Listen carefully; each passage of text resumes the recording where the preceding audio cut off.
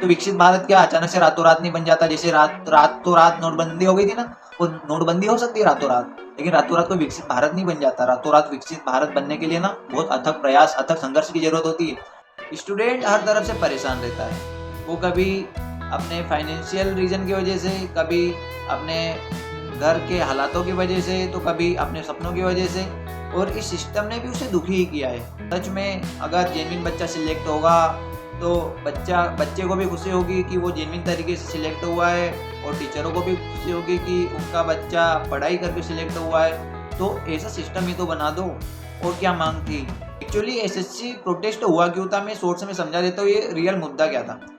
देखो, SSC exam करवाता है हर साल, जिसमें करीबन 70 से 80 लाख बच्चे एग्ज़ाम देते हैं हर साल। एसएससी क्या है कि स्टाफ सिलेक्शन कमीशन, कर्मचारी चयन आयोग, जो कई सारी परीक्षाएं करवाता है केंद्र सरकार के अधीन। तो उसमें क्या है कि पहली एग्ज़ाम होती है सिलेक्शन पोस्ट की। इसमें क्या होता है, बच्चों का सेंटर आता है। अगर वो एक स्टेट, मान लो कि वो एमपी से है, तो उसका सेंटर दे दिया उन्होंने अंडमान निकोबार। अगर वो दिल्ली से है तो उसका सेंटर दे दिया उन्होंने जम्मू कश्मीर। वो अगर जम्मू कश्मीर से है मान लो, तो उसका सेंटर दे दिया दिल्ली। मतलब इस तरह की खामियां नजर आई। तो बच्चों का ये था पॉइंट कि हम 500 1000 किलोमीटर ट्रेवल करके क्यों जाए, हमें क्या अलग से कोई खर्चा मिल रहा है क्या। तो ये बात सही है, बिल्कुल सही है कि बच्चा एक तो पहले ही परेशान, और फिर वो ट्रेवल का खर्चा अलग दे, वहाँ पर रुकने का खर्चा अलग, कितना सारा खर्चा हो जाता है वो एक बच्चा ही समझ सकता है, उसका परिवार ही समझ सकता है। तो उनकी सिंपल सी ये डिमांड थी। टीचरों ने भी सहयोग करा, ये बात सुनी नहीं गई, और फिर कई सारी खामियां नजर आई। जैसे सिलेक्शन पोस्ट की एग्ज़ाम हुई, उसमें ये हुआ कि एक तो ये इन्होंने सेंटर दूर दूर दे दिया। तो देखो, ये जो सेंटर्स इन्होंने दूर दूर दिए, तो बच्चा पहले बहुत फ्रस्ट्रेटेड हो गया था। इसके बाद इन्होंने क्या करा कि जैसे अब तुम एग्ज़ाम ले रहे हो, सिलेक्शन पोस्ट का तुमने एग्ज़ाम लिया, स्टेनो का तुमने एग्ज़ाम लिया, तुम्हारे पास सेंटर ढंग के ही नहीं। अब पहले जो कंपनी एग्ज़ाम करवाती थी उसके पास सेंटर अच्छा था, पहले बहुत अच्छा इंफ्रास्ट्रक्चर था, अब इनके पास कुछ भी नहीं है। मतलब कह सकते हैं कि नाम मात्र का है। जैसे किसी को बच्चा एग्ज़ाम देने गया, उसको लग ही नहीं रहा है कि वो एग्ज़ाम दे रहा है, ऐसे लग रहा है कि वो तो किसी शो में आया है। इन्विजिलेटर का काम है कि वो एग्ज़ाम सही से करवाए, वो खुद एग्ज़ाम देने लग गया। मतलब इस पेपर में तो सुनने में आया था किसी पेपर में कि बच्चा और इन्विजिलेटर दोनों एक ही इंसान है। मतलब वो पेपर भी दे रहा है, वो इन्विजिलेटर का भी काम करना है। तो ऐसे कैसे हो सकता है भाई। फिर बात आती है उसके बाद कौन सा पेपर होता है, सिलेक्शन पोस्ट का। सिलेक्शन पोस्ट का पेपर हुआ, उसके बाद स्टेनो का पेपर होता है। तो स्टेनो के पेपर में इन्होंने क्या करा, बहुत बड़ा ब्लंडर करा। एक तो ये हुआ कि लेट लतीफ़ी इनकी चालू हो गई। फिर जैसे एग्ज़ाम 11 बजे होने वाली है, तो मस्त 11 साढ़े 11 बजे तक ये गेट खोल रहे हैं, एंट्री 11 बजे मिलने वाली थी। तो इन्होंने क्या करा कि एग्ज़ाम में लेट चालू करी, तो एंट्री भी लेट थी। तो इसमें बच्चे की कोई गलती थी नहीं, तो कुछ बच्चों को इन्होंने बाहर रखा, कुछ को अंदर रखा। अंदर जो थे वो परेशान थे कि भाई एग्ज़ाम चालू ही नहीं करी, हमको बाहर भेज दो। बाहर वाले परेशान थे, वो भी दुखी थे कि हमको अंदर भेजो, वो अंदर चले गए, हम बाहर। ये सब चला। उसके बाद क्या हुआ कि इन्होंने सबसे बड़ा ब्लंडर ये करा कि जो रीजनिंग का पेपर आता है, पेपर में इन्होंने एक तो ये करा कि मैथ्स का सिलेबस दे दिया। तो रीजनिंग के पेपर में भाई कौन सा ऐसा दिमाग लगाया कि मैथ्स के पेपर, रीजनिंग के पेपर में तुमने मैथ्स का दे दिया। भाई तुम्हारा दिमाग सच में काम करता है क्या। इन्होंने क्या करा कि रीजनिंग का जो पेपर था उसमें मैथ्स दे दिया। तो मुझे तो ऐसा लगता है कि जो पेपर बना रहा है ना, वो बैक बेंचर ही है। बैक बेंचर, मैं तो मानता नहीं कि बैक बेंचर भी बना रहा होगा, उसमें इतना तो दिमाग होगा कि भाई ये रीजनिंग का है। बैक बेंचर भी नहीं होगा वो कौन होगा, वो बताए कि वो भैंस चराने जो जाता था कि नहीं। अब उसको ये मालूम नहीं है कि रीजनिंग क्या होती है, मैथ्स क्या होती है। उसे लगा कि भाई सवाल है, देना है, दे दो।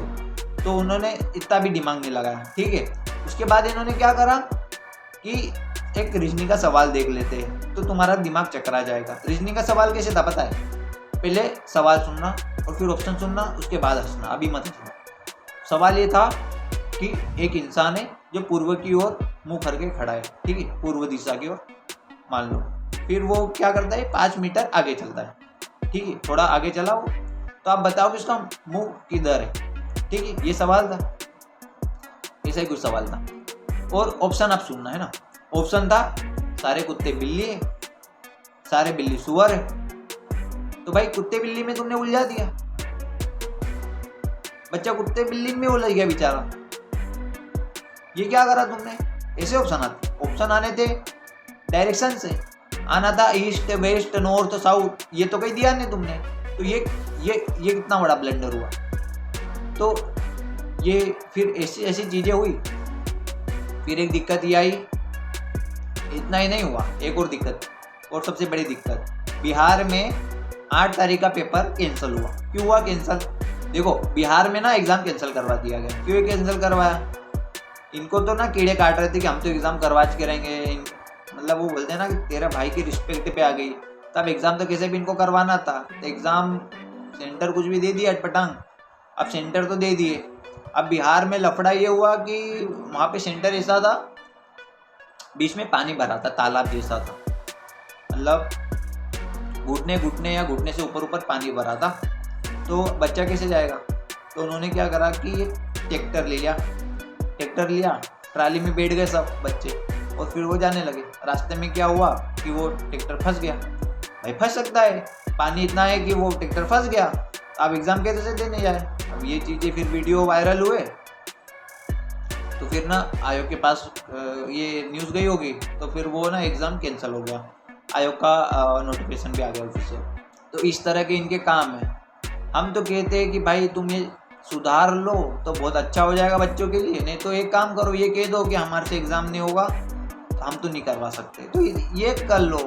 ये भी नहीं तुम करो, वो भी नहीं करो, तो फिर क्या करोगे? क्या करो? बच्चों की जान लोगे क्या? और कोई करवाएगा? ऐसे में क्या बच्चों की जान लोगे क्या? ऐसे वो कैसे जा रहे बेचारे, ट्रैक्टर ट्रालियों में जा रहे हैं, ट्राली फंस गई नहीं। ये भाई अगर सोचो तुम दूसरी कंट्री में रह रहे होते और ऐसा कहीं हो जाता, तो भाई सोचो जरा कितनी शर्म की बात है। और हम ऐसे देश में रह रहे हैं जहाँ पर हम विश्व गुरु बनने की बात करते हैं, हम बात करते हैं विकसित भारत 2047 की।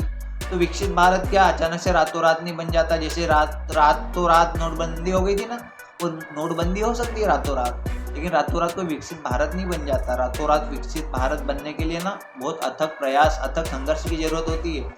बड़े बड़े लीडर्स जब संघर्ष करते हैं ना, उसका फल होता है। और जो लीडर्स होते हैं वो ये भी ध्यान रखते हैं कि उसके देश में जो प्रजा है ना और जो जनता है वो कहीं परेशान तो नहीं है। अगर वो परेशान है तो उसकी परेशानियों को समझने का भी प्रयास करते, तब जाकर एक देश विकसित भारत बनता है। ऐसे ही नहीं कोई बन जाता विकसित भारत। और विश्व गुरु की बात करते हो तो विश्व गुरु के लक्षण अपने अंदर पैदा भी तो करो।